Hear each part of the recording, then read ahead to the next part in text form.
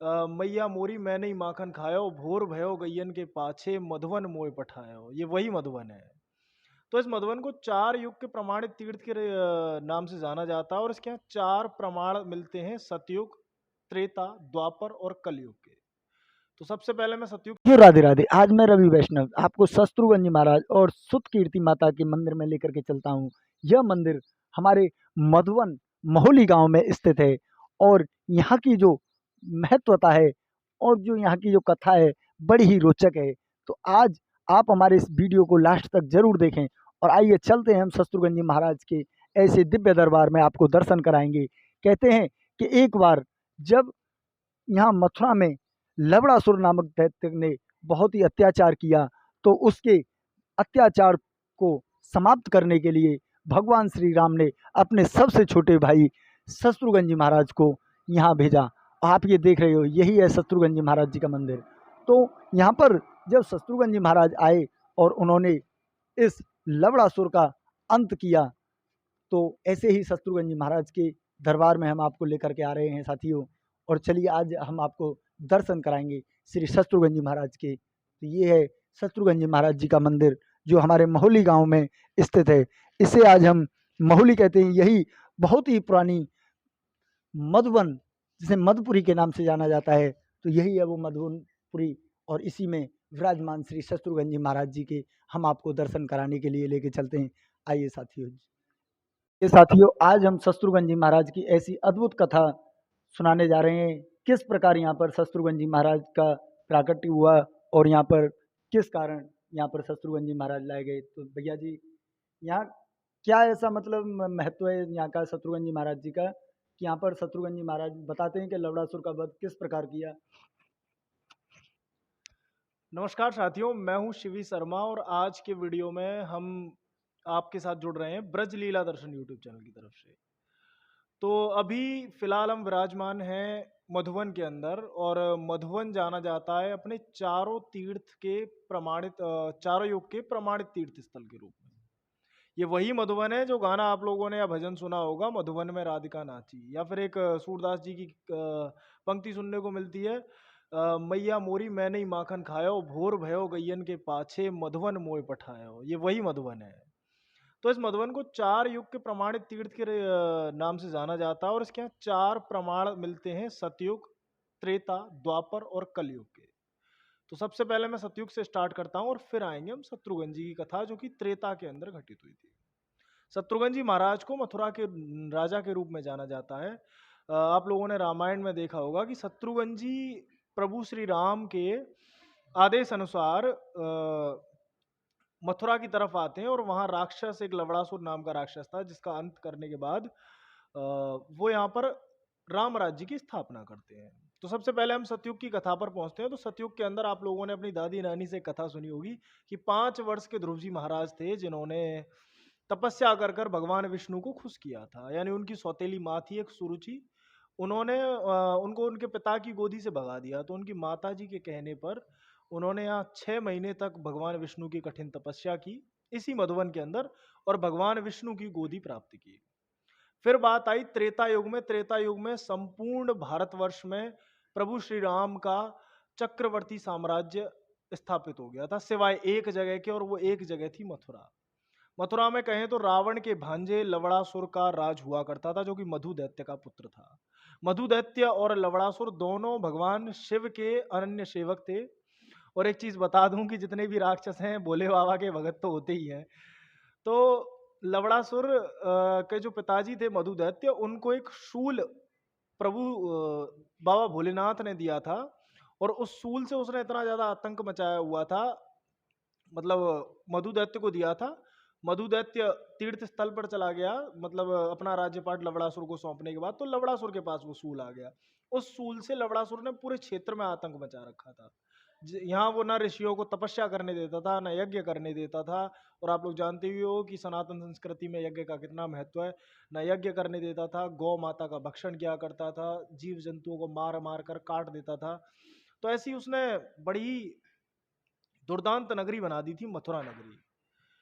फिर यहाँ पर एक ऋषि हुआ करते थे जिनका नाम था च्यवन ऋषि। च्यवन ऋषि का मथुरा में राम राज्य स्थापित करने में बहुत बड़ा योगदान है। च्यवन ऋषि अपने कुछ साथी ऋषियों के साथ अयोध्या में प्रभु श्री राम की सेवा में पहुंचते हैं और वहां जाकर श्री राम से कहते हैं कि प्रभु, आपने पूरे भारतवर्ष में तो अपना राम राज्य स्थापित कर रखा है, लेकिन मथुरा के अंदर इतना ज्यादा दुष्ट व्यवहार लवणासुर कर रहा है कि जिसका कोई जवाब नहीं है। तो प्रभु श्री राम ने अपने भाइयों की तरफ देखा और कहा कि हमने इस पूरी पृथ्वी को राक्षसों से विहीन करने का वचन दिया है, लेकिन मथुरा जैसी पावन जगह पर भी अभी राक्षस है। तो हमारे भाइयों में से ऐसा कौन सा भाई है जो इस योजना के लिए जाएगा, या फिर इस ऑपरेशन के लिए, आज की भाषा में कहें कि कौन है इस मिशन के लिए जाएगा, लवणासुर को अंत करने के मिशन के लिए कौन सा भाई हमारा जाएगा। तो राम जी के सबसे छोटे भाई थे शत्रुघ्न जी, जिन्होंने आगे बढ़कर कहा कि प्रभु, मैं, अगर आप आज्ञा दें तो मैं लवणासुर के अंत के लिए मथुरा प्रस्थान करना चाहता हूं। तो भगवान श्री राम ने शत्रुघ्न जी को एक अद्भुत शक्ति देकर भेजा था कि तुम्हारे सामने जब सारे रास्ते बंद हो जाएं लवणासुर से युद्ध करते समय, तो तुम इस शक्ति का इस्तेमाल करके मथुरा नगरी को जीत सकते हो। तो लवणासुर से लड़ने के लिए च्यवन ऋषि के साथ शत्रुघ्न जी अपनी सेना के साथ आए और घनघोर युद्ध, लगभग ऐसा बताया जाता है कि 1 हफ्ते तक लवणासुर और शत्रुघ्न जी के बीच में भयानक युद्ध चला। उस भयानक युद्ध में लवणासुर को शत्रुघ्न जी महाराज के हाथों मरना पड़ा और शत्रुघ्न जी ने अपनी नगरी बसाई मथुरा नगरी के नाम से। इसका नाम मथुरा पहले से ही था, लेकिन यहाँ पर धर्म की स्थापना की शत्रुघ्न जी ने, इस वजह से ऐसा बताया जाता है कि मथुरा नगरी को श्री शत्रुघ्न जी महाराज ने बसाया। तो शत्रुघ्न जी ने राम राज्य की स्थापना मथुरा के अंदर कर दी। तो मथुरा के अंदर ही आखिरी एक राक्षस बचा था, और जैसे ही शत्रुघ्न जी ने मथुरा के अंदर राम राज्य की स्थापना की तो पूरी पृथ्वी राक्षसों से विहीन हो गई, और प्रभु श्री राम का जो वचन राक्षसों से धरती को विहीन करने का था वो पूर्ण हुआ। अभी आप हमारे सामने देख रहे हैं शत्रुघ्न जी। शत्रुघ्न जी का मंदिर मधुबन में विराजमान है। इतना ज्यादा प्राचीन मंदिर है कि इसके कुछ मैं साक्ष्य आप लोगों को देना चाहूंगा इसकी प्राचीनता के। बताया जाता है कि इसी जगह पर उत्तर दिशा की तरफ मुंह करके शत्रुघ्न जी का जो राज दरबार है वो लगा करता था। यहाँ मैं आपको बता दूं कि ये मंदिर अभी पूर्व दिशा की ओर मुंह करके बना हुआ है, लेकिन यहाँ से उत्तर की तरफ इसी मंदिर को देखा जाए तो ये मंदिर पहले शत्रुघ्न जी का दरबार हुआ करता था। इस जगह पे आज मंदिर विराजमान है। अब मैं आप लोगों को इसकी प्राचीनता दिखाता हूँ। जैसे ही आप इस मंदिर के अंदर प्रवेश करेंगे तो इस मंदिर की जो दीवार है आज भी लगभग 3-3 फीट चौड़ी दीवारें हैं। जैसे आप लोग देख सकते हैं, यहाँ से यहाँ तक इसकी दीवार जाती है। इस जगह से स्टार्ट होकर इसकी दीवार यहाँ तक जाती है। लगभग इसको अगर मैं नापा जाए तो 3 फीट से ज्यादा बैठेगी ये दीवार की चौड़ाई। 3-3 फीट की चारों इसकी दीवारें हैं। पुराना है, पत्थरों से बना हुआ मंदिर है, और थोड़ा बहुत जीर्णोद्धार का कार्य चलता रहता है, जिसकी वजह से उस कुछ नई छवि भी मंदिर के अगर अंदर हमें देखने को मिल रही है। तो आपको मैं दिखाऊं कि इस तरफ विराजमान है श्री भगवान शत्रुघ्न, और इस तरफ है उनकी धर्मपत्नी श्री माता श्रुतकीर्ति देवी जी। तो साथियों, एक साक्ष्य तो हमने आप लोगों को ये बता दिया कि मंदिर की काफ़ी चौड़ी चौड़ी दीवारें हैं, और जो पुरानी कथाएं हैं जैसे रामायण वगैरह और भी रामायण के समकालीन जितनी भी कथाएं हैं, जितने भी अपने ग्रंथ हैं, उन सब में शत्रुघ्न जी के बारे में और मथुरा के बारे में पढ़ने को मिलता है। और एक चीज़ मैं आप लोगों को और बता दूं कि लवणासुर की एक गुफा यहाँ पर बताई जाती है, जो कि यहाँ पर एक पास में एक जंगल है ध्रुव जी की तपोस्थली के पास में। वहाँ पर वो लवणासुर की गुफा भी है, जिसकी कई सारी वीडियोज़ यूट्यूब पर हैं जिनको आप लोग देख सकते हो। और आप लोग अगर कमेंट करेंगे तो भैया भी आपके लिए उस गुफा की एक अलग से वीडियो बना देंगे। तो और इसके अलावा एक मैं आपको यहाँ चमत्कार दिखाता हूँ जो कि भगवान की कृपा से यहाँ हुआ था। आज से कुछ टाइम पहले इस मंदिर के अंदर काम चल रहा था। अब वो काम क्या था, इसके ऊपर जो शिखर बना हुआ है उसका काम था। उसके लिए थोड़ा ऊंचा था वो, इसके लिए मथुरा में लोकल में मजदूरों की थोड़ी कमी आ रही थी। मजदूरों की कमी आने की वजह से यहाँ के आसपास के जितने भी कार्यकर्ता थे बड़े परेशान हो गए। भगवान से 1-2 बार विनती भी करी कि महाराज करवाओ अपना कार्य। तो भगवान ने एक दिन क्या हुआ, सुबह सुबह 5 बजे मंदिर पुजारी जी आके यहाँ पट खोलते हैं, और 5 बजे जैसे पट खोलते हैं तो उन्हें यहाँ पर जो एक ये गेट है, इस गेट पर एक कुछ निशान बने हुए दिखते हैं। अब वो निशान ऐसा बताया जाता है प्रभु ने अपनी कृपा से बनाए हैं, क्योंकि वो निशान मिट्टी के निशान है। आप लोगों को मैं दिखा दूं, अब वीडियो में जैसे ही आओगे, ये इधर इधर आओ, ये इधर एक निशान ये है, ये पद चिन्ह का निशान है, और एक नीचे निशान है ये भी, ये दो पद चिन्ह यहाँ पर भगवान के विराजमान हुए। अब दो पद चिन्ह जैसे ही यहाँ विराजमान हुए तो लोगों ने सोचा ये भाई कहीं किसी बच्चे के तो नहीं है, क्योंकि ये जो गेट है ये ओपन एरिया में आता है, अगर कोई बच्चा चाहे तो बच्चा भी पैर यहाँ पे बना सकता है। लेकिन फिर भैया क्या हुआ, हमारे आसपास यहाँ जितने बच्चे थे उन सबके बच्चों के पैरों को स्केल से नापा गया। उस टाइम के जितने बच्चे थे सब बच्चों के पैरों को स्केल से नापा कि भाई देखे किस बच्चे का पैर मैच कर रहा है। बच्चे का पैर मैच नहीं किया। फिर भगवान के पैर को मैच किया हमने, मीज़र किया, मैंने खुद किया था एक एक पैर को। तो वो पैर का जो मीज़रमेंट था वो बिल्कुल एक्यूरेट इसके बराबर बैठा। अगर किसी को विश्वास नहीं होता है तो आज भी हम इसका मीज़रमेंट करके दिखा सकते हैं। इसका मीज़रमेंट भगवान के पैर के ठीक बराबर बैठता है। एक चीज़ और मैं इसको दिखा दूं कि इसको पहुंचने की कोशिश करी गई, इसको पहुंचने की कोशिश करी गई, इसको पहुंचा गया तो ये मिट गया। ये निशान जो पद चिन्ह थे मिट गया, गीले कपड़े से पहुंचे, मिट गया निशान। लेकिन उसके ठीक 1 मिनट बाद जैसे ही पानी सूखता है उसके ऊपर से तो ये निशान दोबारा से उभर के आ जाता है। अभी भी अगर हम इसको मिटाएं पानी से तो ये बिल्कुल छूट जाएगा, लेकिन मात्र 30 सेकंड के अंदर दोबारा से आ जाएगा। और आप लोगों को एक चीज़ और बता दूं, जिस दिन ये वो लगा था निशान उस टाइम पर भगवान के जो पद चिन्ह है उनके पास इसी कलर की मिट्टी पाई गई थी। उसकी भी वीडियो हमारे पास है, क्योंकि हमने वहां से मिट्टी उठाकर इसके बिल्कुल बराबर में ऐसे लगा के देखी उंगली से मिट्टी, उस जगह से रेत या फिर जो भगवान की जो चरण धूली थी उसको हमने यहाँ लगा कर देखा, उसका और इसका कलर डिक्टो मैच किया। मीजरमेंट बराबर था, कलर मैच कर रहा है, और इसके अंदर अगर इसको मिटाया जाए तो ये थोड़ी देर के लिए गायब हो जाता है, उसके बाद फिर आ जाता है। ऐसे कई वीडियोस भी यूट्यूब पर अवेलेबल हैं जिसमें इस पद चिन्ह को मिटाया जा चुका है और फिर 30 सेकंड बाद ये दोबारा उभर के आ जाता है। ये सारी भगवान की कृपा यहाँ रही, और इन पद चिन्हों के बनने के बाद ही लगभग 1-2 दिन बाद जो रुका हुआ काम था वो फिर से स्टार्ट हो गया। और इस बार ऐसा काम स्टार्ट हुआ कि बीच में ब्रेक नहीं लगा, बल्कि दाएं एंड पे जाके रुका।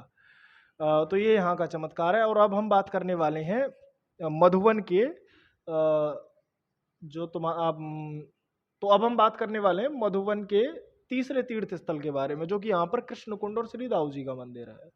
तो अब हम कृष्ण कुंड पर चलते हैं और वहाँ कृष्ण कुंड का आपको नज़ारा दिखाते हैं और श्री दाऊ जी मंदिर के दर्शन कराते हैं, और फिर अपनी इस वीडियो को समाप्त करते हैं। तो आइए साथियों, अब हम आपको यहाँ पर मधुबन में बने हुए कृष्ण कुंड की महिमा के बारे में हम आपको बताना चाहते हैं और दिखाना चाहते हैं। ये देखिए, यही है वो कृष्ण कुंड जिसे भगवान श्री कृष्ण ने अपनी मधुर बंसी के द्वारा यहाँ पर प्रकट किया। तो आप ये दर्शन कर पा रहे हो इस बंसी कुंड के जो मधुबन में स्थापित है। तो आइए साथियों, इस मधुबन में बने हुए इस कुंड की जो महिमा है उसके बारे में हम आपको बताना चाहते हैं। तो भैया जी, इस मधुबन कुंड को किस तरह भगवान ने यहाँ पर प्रकट किया, तो बताएंगे आप? तो साथियों एक बार फिर हम आपके सामने उपस्थित हैं कृष्ण कुंड के बिल्कुल ठीक बराबर में। मेरे पीछे आप लोग देख रहे होंगे कृष्ण कुंड। ये काफी प्राचीन कुंड है, लेकिन इसका दोबारा से जो प्राकट्य है, यानी एक बार ये विलुप्त हो चुका था, तो इसका प्राकट्य द्वापर युग में भगवान श्री कृष्ण ने किया था। मधुबन के अंदर भगवान श्री कृष्ण गैया चराने आते थे, तो यहाँ पर उन्होंने गायों के पीने के लिए इस पानी को या फिर इस कुंड को स्थापित किया था। साइड में आप देखोगे वहाँ उस तरफ इसके गऊ घाट है। गऊ घाट में आज भी यहाँ गाय पानी पीती हैं। और इस कुंड के बारे में ऐसा बताया जाता है कि इस कुंड में अगर कोई व्यक्ति स्नान कर ले तो उसको 84 लाख योनियों में एक जो गधा की योनि होती है ना, वो गधे की योनि नहीं मिलती। और एक कुंड के बारे में एक महिमा और बताई जाती है, कुछ लोगों को चर्म रोग जैसी खतरनाक बीमारी हो जाती है। ये बीमारी इतनी ज़्यादा भयंकर होती है कि इंसान की हेरिडिटी पर डिपेंड करती है। अगर किसी इंसान को हो जाती है, उसकी आने वाली जनरेशन को भी ये बीमारी होती है। लेकिन इस कुंड के अंदर लगातार 1 साल तक अगर स्नान करे कोई व्यक्ति तो उसको चर्म रोग जैसी भयानक समस्या से भी निदान मिल सकता है। तो ये इस कुंड की कुछ महिमा है। और इसके साथ मैं आप लोगों को एक चीज़ और बता दूं, आज मैं इस कुंड के बगल में खड़ा हूं तो आज इसका पानी हरा लग रहा है, या मतलब थोड़ा काई की वजह से थोड़ा ग्रीन इसका पानी हमें देखने को मिलता है। लेकिन इस कुंड का पानी साल के अंदर 4 बार लगभग बदल जाता है इसका कलर। अगर आप लोगों को इस बात में विश्वास नहीं हो रहा, आप लोग यहाँ आ सकते हैं, मेरा कॉन्टैक्ट नंबर लीजिए, जब इसका पानी चेंज होगा मैं आपको फ़ोन करके बुलाऊंगा। हर 3 महीने में इसका पानी ये ऐसा ग्रीन है, 3 महीने तक ऐसा रहेगा। जैसे ही 3 महीने खत्म हो जाएंगे, लगभग अप्रोक्सीमेटली 3 महीने, तो इसका पानी थोड़ा दूधिया रंग का हो जाएगा, थोड़ा हल्का सा वाइट हो जाएगा, दूध दूध जैसा पानी हो जाता है लगभग सर्दियों के आसपास। अब वो हो सकता है क्लाइमेट की वजह से होता हो या फिर इसके अंदर कुछ ऐसे चमत्कार हो उनकी वजह से होता हो, लेकिन हो जाता है। और एक बार इसका पानी चेंज हो जाता है तो वो थोड़ा ज़्यादा डार्क काला हो जाता है, जैसा श्याम कुंड का पानी, राधा कुंड में जो श्याम कुंड है उस जैसा कलर इसका हो जाता है। तो इसके अंदर कई सारे चेंजेस देखने को मिलते हैं। आजकल गूगल मैप पर इसकी इमेज वैसी दिखती है जैसी बाकी पानियों की दिखती है, लेकिन 2011 में सबसे पहले जो सैटेलाइट से इमेज माइक्रोसॉफ्ट ने इसकी माइक्रोसॉफ्ट नहीं, गूगल ने इसकी खींची थी, उसमें इसके अंदर ऐसे सितारे दिखते थे, कुछ सितारे वगैरह से झिलमिलाते हुए इसके अंदर दिखते थे। उसकी भी पुरानी क्लिप्स हमारे पास हैं गूगल मैप की। आजकल गूगल अपडेट हो गया है लेकिन उसमें नहीं दिखता है, लेकिन पहले दिखता था। और हमने आसपास के सारे कुंडों में चेक किया लेकिन इसी कुंड में दिखता था। वो भी एक वजह हो सकती है या फिर गूगल का कोई बग भी हो सकता है वो, लेकिन ये कृष्ण कुंड है और इस कृष्ण कुंड की महिमा बहुत ज़्यादा है और शास्त्रों के अंदर और भागवत के अंदर भी इसका उल्लेख हमें देखने को मिलता है। तो साथियों, आपने हमारे इस वीडियो को अंत तक देखा, उसके लिए हम आपको बहुत बहुत धन्यवाद। और साथियों, अब हम आपको एक नए एपिसोड में फिर एक नए मंदिर के साथ फिर मिलेंगे साथियों। जय जय श्री राधे, बांके बिहारी लाल की जय। अगर हमारा यह वीडियो आपको पसंद आया हो तो हमारे इस वीडियो को लाइक करें, चैनल को सब्सक्राइब करें और हमारे वीडियो को ज़्यादा से ज़्यादा शेयर करें। जय श्री राधे, बांके बिहारी लाल की जय।